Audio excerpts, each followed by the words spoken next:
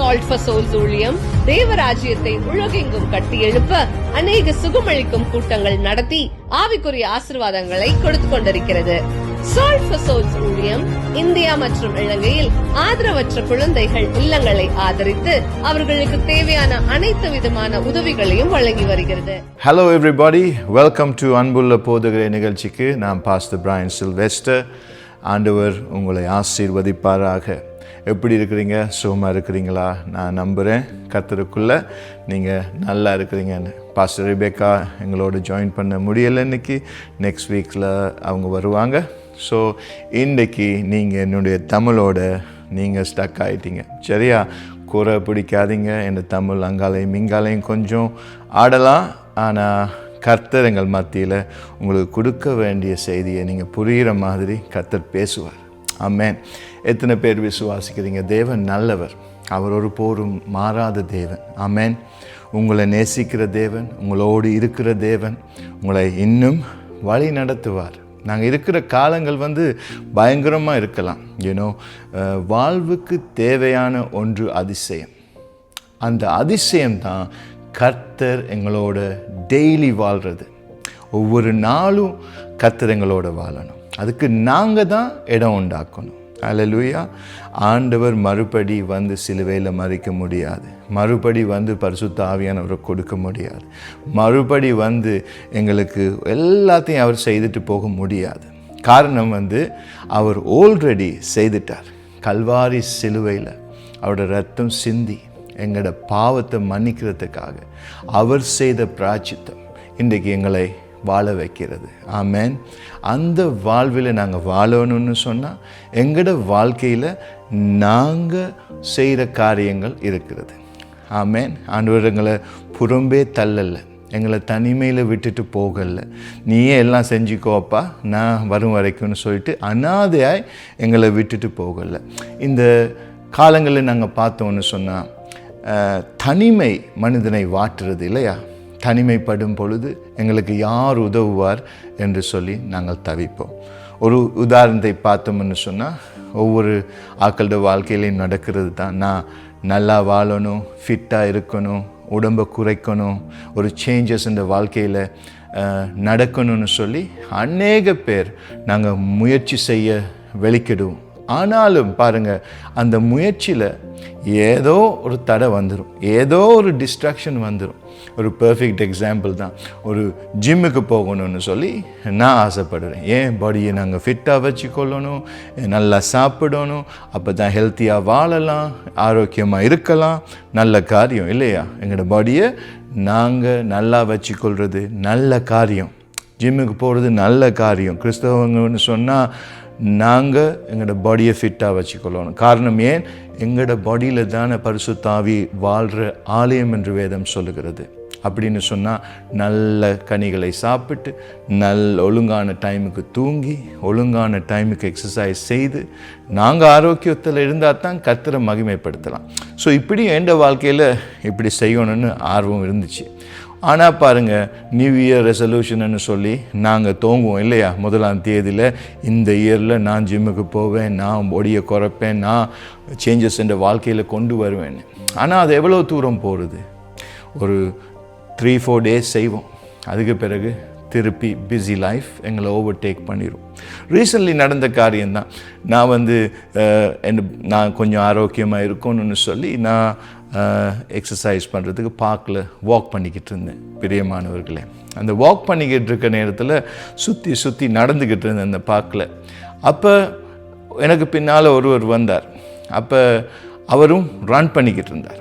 அவரை பார்த்து ஐயோ என்னையால் இவ்வளோ ஓட முடியாதேன்னு சொல்லி நான் நினச்சிக்கிட்டு வாக் பண்ணிக்கிட்டு போனேன். ஸோ இந்த ஓடுற மனுஷனை பார்த்து எனக்கும் ஆசை வந்துச்சு ஓடணும்னு சொல்லி. அப்போ ஒரு 30 செகண்ட்ஸுக்கு நான் ஓடுறேன். நான் ஓடிக்கிட்டு இருக்கும்பொழுது எனக்கு ஓடவே முடியலை ஆஃப்டர் 30 செகண்ட். ஏன்னு சொன்னால் மிச்ச நாளாக நான் இந்த வாழ்க்கையை நான் ஓடி ட்ரெயின் பண்ணியிருக்கல. ஸோ எனக்கு மூச்சு ஃபாஸ்ட்டாக ப்ரீத் பண்ணிக்கிட்டு இருந்தேன். அப்போ நிப்பாட்டிட்டேன். அதுக்கு பின்னால் வந்த அந்த ஓடுற மனுஷன் அந்த ஷோல்டரை டேப் பண்ணி, அவர் ஒன்றும் பேசலை பாருங்கள். அவர் சொன்னார், வா வான்னு சொல்லி அவரோட தலை அசைவில் என்னை அவரோட சேர்ந்து ஓடுன்னு சொல்லி அவர் எனக்கு என்கரேஜ்மெண்ட் கொடுத்துட்டு, வா வான்னு சொல்லி கையால் கூப்பிட்டு அவர் என்னையோட ஓட வெளிக்கிட்டார். அப்போ நானும் அவரோட சேர்ந்து ஓடினேன். உங்களுக்கு தெரியுமா, நான் ஒரு ரவுண்ட் அப்படியே சுற்றிட்டு ஓடி வந்தேன் அவரோட. இன்னும் 1.5 ரவுண்ட் ஓடி வந்துட்டேன். அதுக்கு பிறகு என்னால் முடியவே இல்லை.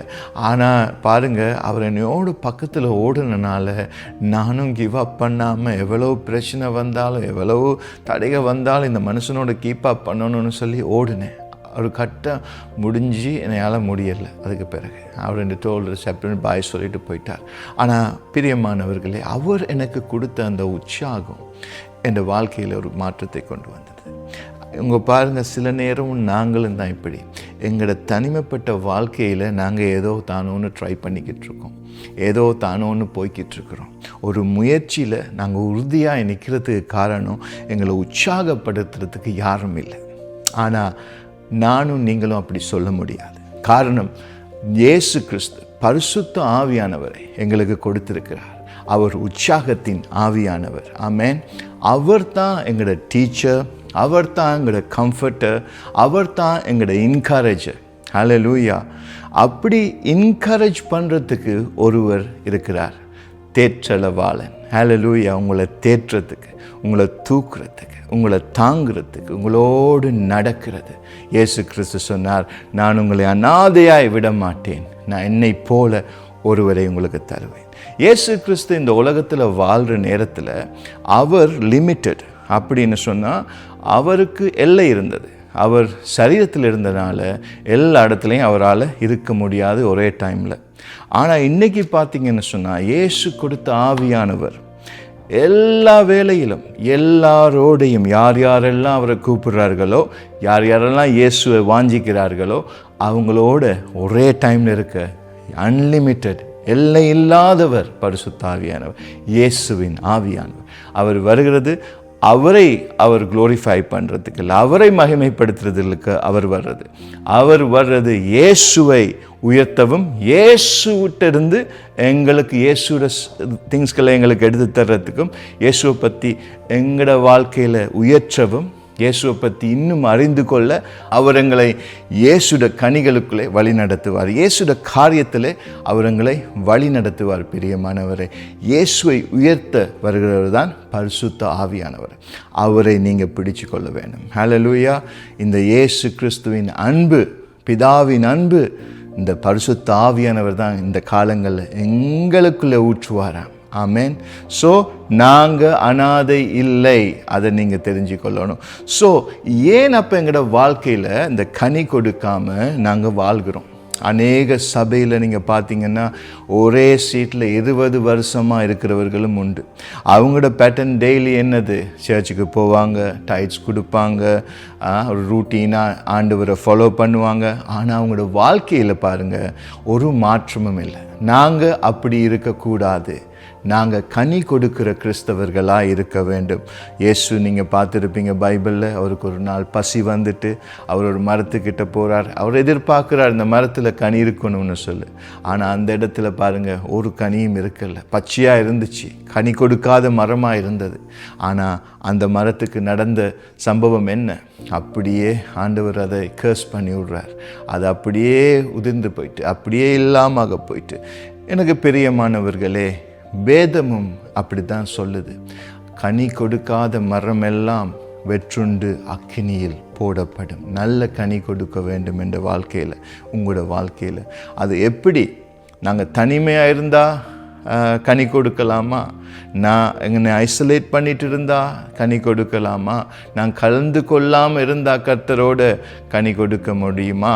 முடியாது. வேதம் சொல்கிறது, அவரில் நாங்கள் சாய்ந்திருக்க வேண்டும். அபாய்ட் இன் மீ என்று தேவன் சொல்கிறார். என்னில் நீங்கள் தங்காவிட்டால் கனி கொடுக்க முடியாது. He is the tree and we are the branches. அப்படி அவர்களை ரிமைன் பண்ணால் தான் எங்களோட வாழ்க்கையில் நாங்கள் கனி கொடுக்க முடியும். ஸோ எனக்கு அன்பானவர்களே, நாங்கள் கனி கொடுக்க வேண்டும் என்று சொன்னால் நாங்கள் தேவனிலே சாய்ந்திருக்க வேண்டும். தேவன் இந்த உலகத்துக்கு, இயேசு கிறிஸ்து என்னத்துக்கு வந்தார்? ப்ராஸ்பெரிட்டி, நாங்கள் சமாதானமாக சந்தோஷத்தில் உலக பிரமாணமான சாமான்களை இல்லை, நாங்கள் நல்லா வாழணுமா, அதுக்காக வந்தார். நல்ல காரியத்தில் நாங்கள் வாழ்கிறது தேவையான எல்லாம் எங்களோட வாழ்க்கையில் இருந்தால் தப்பு இல்லை. ஆனாலும் அதிலே எங்களோட உள்ளம் இருக்கக்கூடாது. பணம் மேலே எங்களோட பிரியம் இருக்கக்கூடாது. உலக பொருட்கள் மேலே எங்களோட பிரியம் இருக்கக்கூடாது.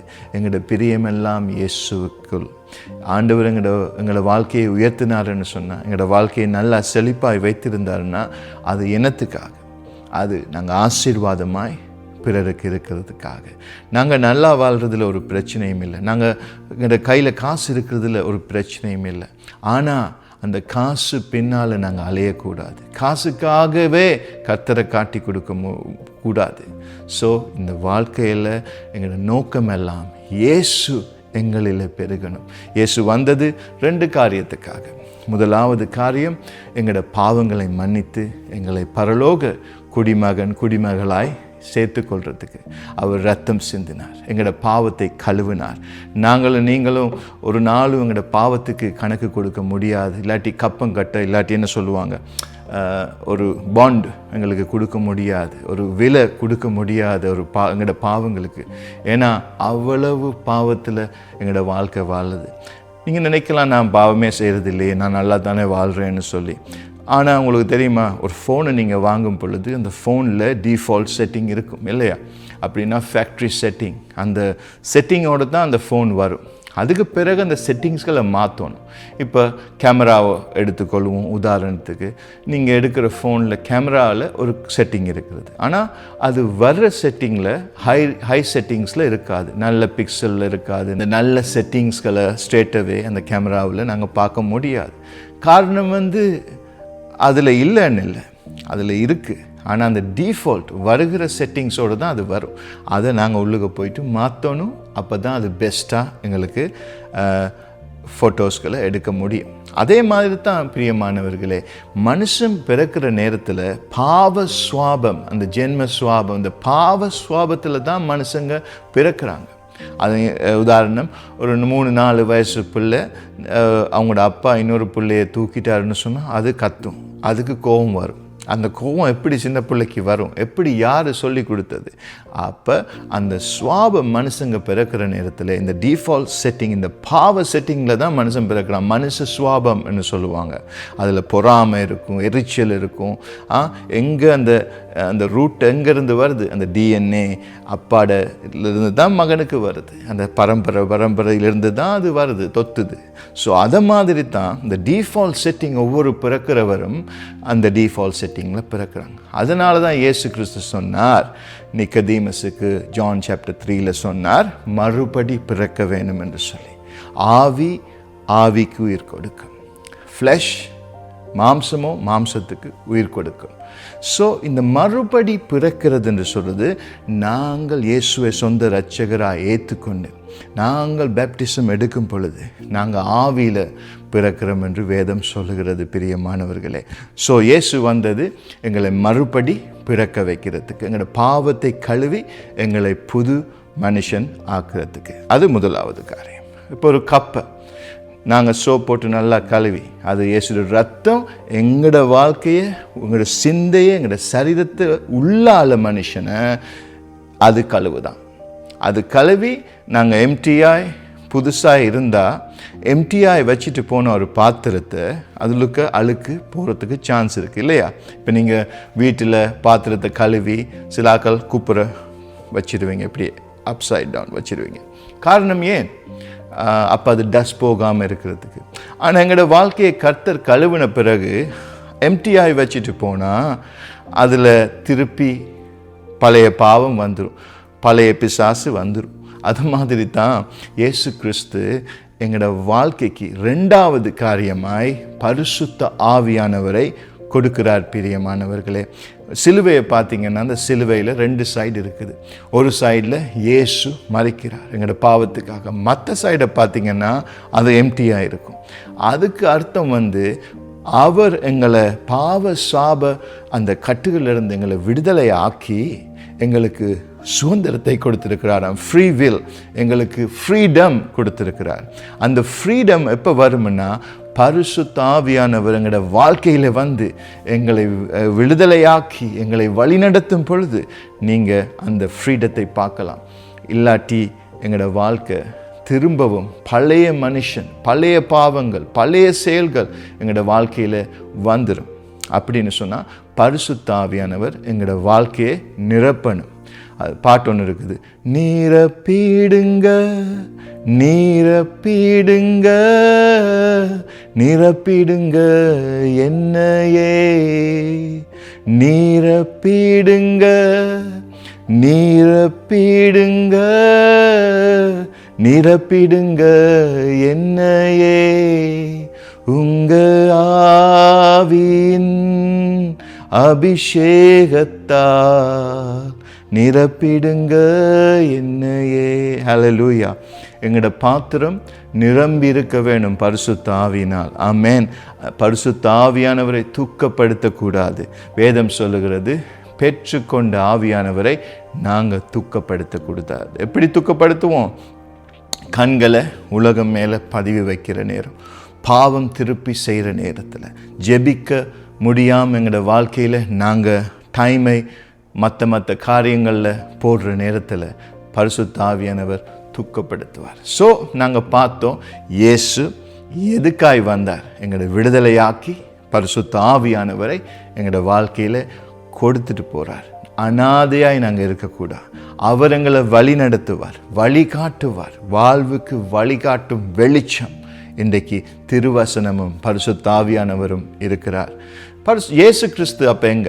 வேதம் சொல்லுகிறது, இயேசு கிறிஸ்து பிதாவின் வலது பக்கத்தில் எங்களுக்காக அவர் பரிந்து பேசிக்கிட்டு இருக்கிறார். ஹல்லேலூயா. அவர் எங்களுக்காக இன்டர்சீட் பண்ணுகிறாராம். இயேசுவின் நாமத்தில் நாங்கள் ஜெபிக்கும் பொழுது அந்த ஜெபத் பிதாவிட்ட போகும். ஹல்லேலூயா. அப்போ இங்கே யார் எங்களை வழி நடத்துறது? நாங்கள் வாழ்கிறது கிருபையின் காலம்.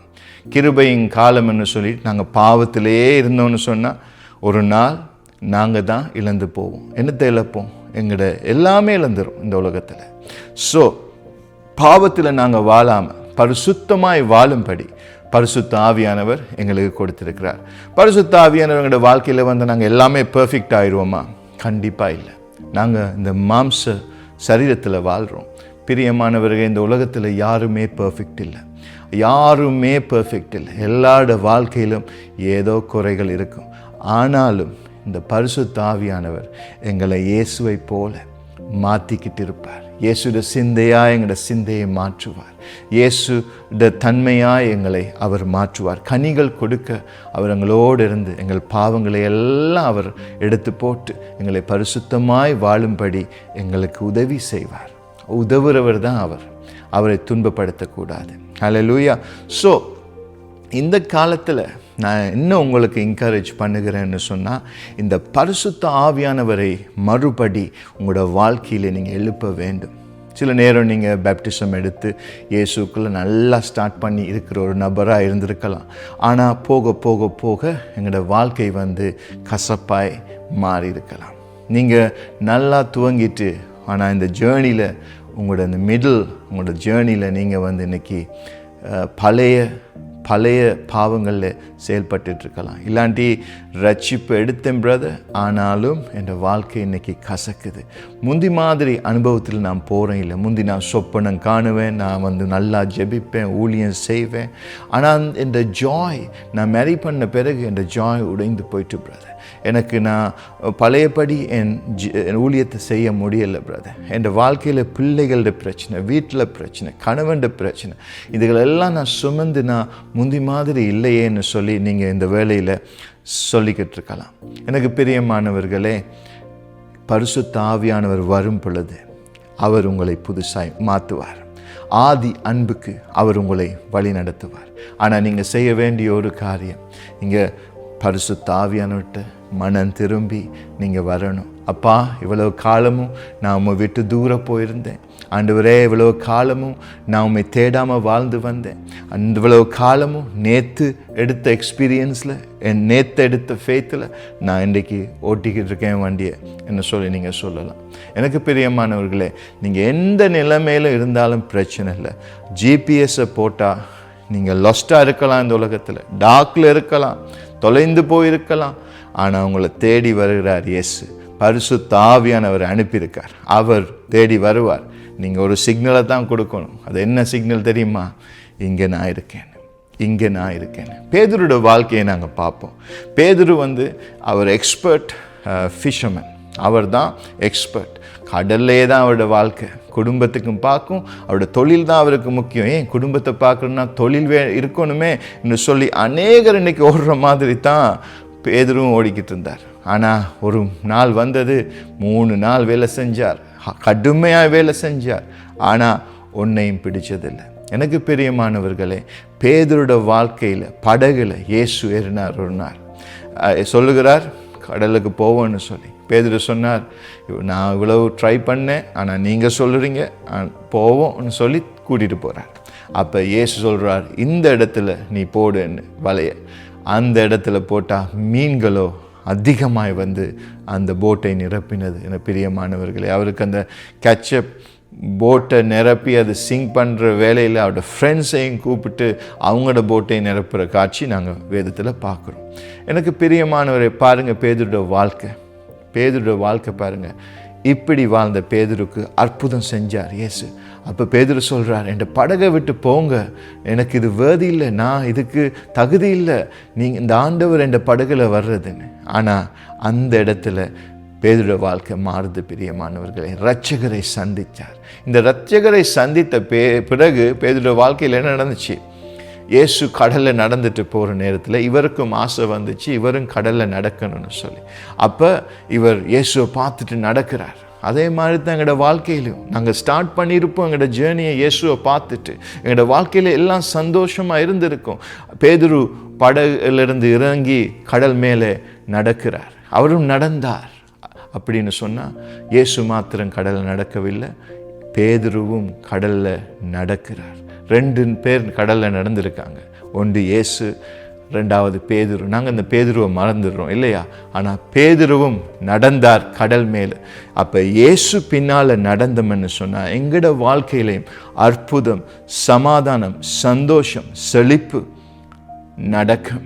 அல்லேலூயா. பேய்கள் விலகி ஓடும், பாவங்கள் விலகி ஓடும், எங்கள் சரீரத்தில் பலன் கிடைக்கும். நாங்கள் ஜெபிச்சா சிக்னஸ் விலகி போகும். விசுவாசம் அந்த இடத்துல இருந்துச்சுன்னா, கர்த்தருடைய திட்டமாக இருந்துச்சுன்னா. எனக்கு பிரியமானவர்கள், பேதுருவும் இப்படி நடக்கிற நேரம் பேதுருவும் சந்தோஷப்பட்டார். ஆனால் பாருங்க, புயல் காற்று பலமாய் வீசுது. அந்த நேரத்தில் இயேசு மேலே அவருடைய கண்களை பதிய வைக்காமல் கண்களை இயேசுவிலிருந்து எடுத்து சூழ்நிலைக்கு போட்டார். சில நேரத்தில் உங்களோட வாழ்க்கையிலையும் எந்த வாழ்க்கையிலையும் இந்த நாட்களில் சூழ்நிலை மேலே எங்களோட கண்ணு போகிறனால நாங்கள் எங்களோட சமாதானத்தை இழக்கிறோமா, எங்களோட சந்தோஷத்தை இழக்கிறோமா, ஜெபிக்க தவறுறோமா, ஜெபிக்க விடுறோமா? மறுபடி இயேசு மேலே கண்களை வைத்தாத்தான் எங்களோட வாழ்க்கை செழிப்பாய் மாறும்.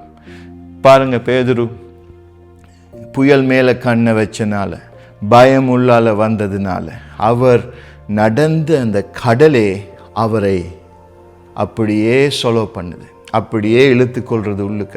உங்களுக்கு தெரியுமா, நீங்கள் இன்னைக்கு இருக்கிற ஸ்தலம் கர்த்தர் உங்களை ஆசீர்வதிச்சிருக்கலாம், அதே உங்களுக்கு இன்னைக்கு ஒரு பிரச்சனையாய் மாறி இருக்கிறதா?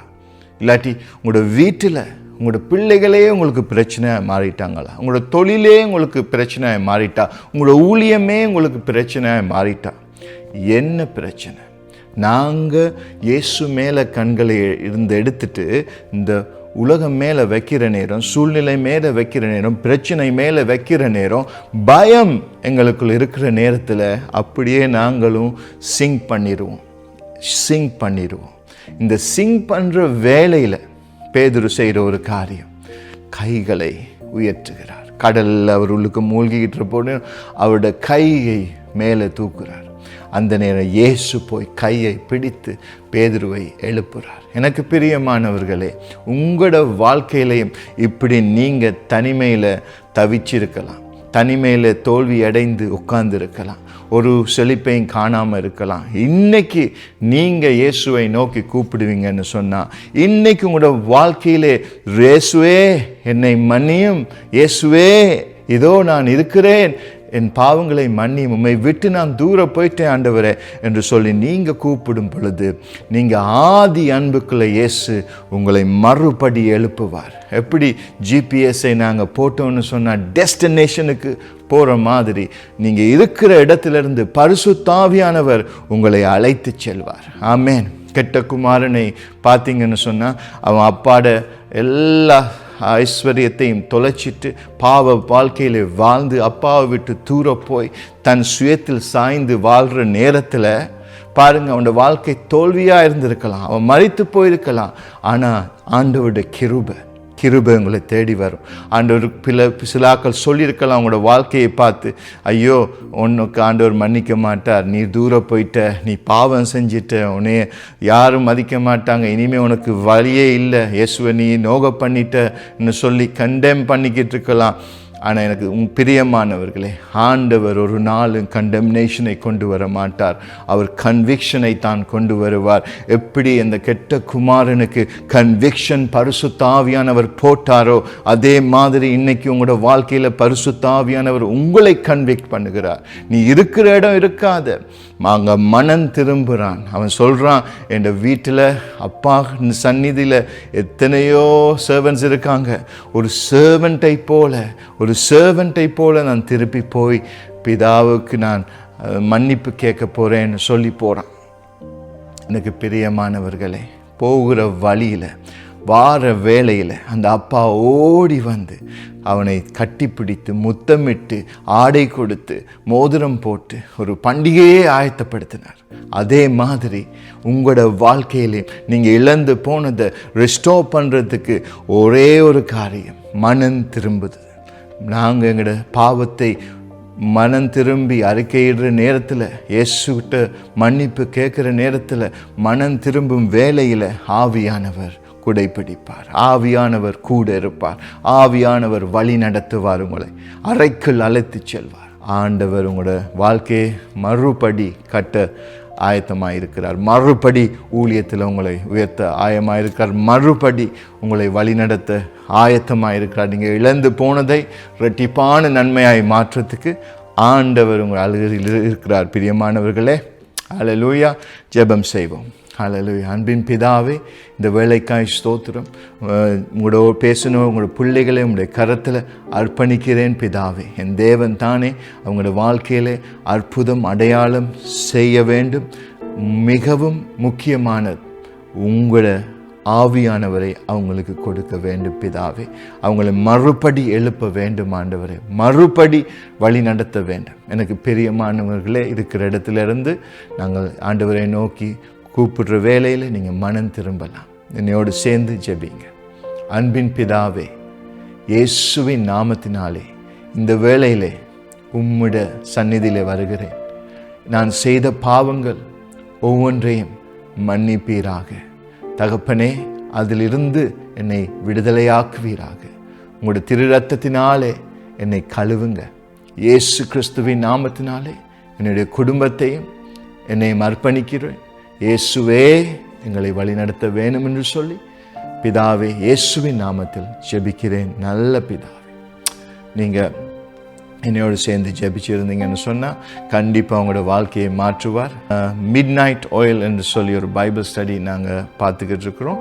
அது every ஃப்ரைடேஸில் Chennai time 6:30, Sri Lankan time 6:30, Australian time 11 PM நடைபெறும்.